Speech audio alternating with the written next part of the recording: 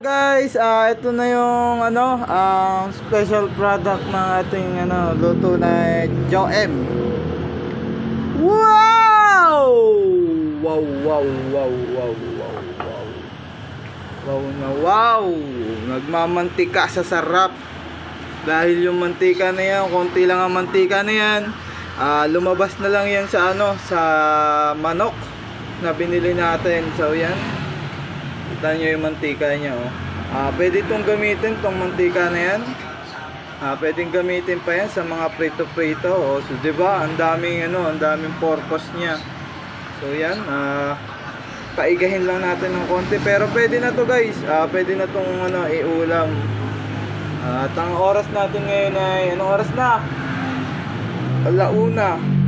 So, alauna pa, oh. Alauna na ng tanghali. So ganyan naman. Ganyan yung almusal ang kain. Masabi naman sa inyo eh.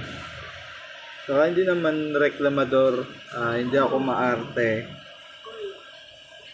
So yan na guys, hanguin ko na siya.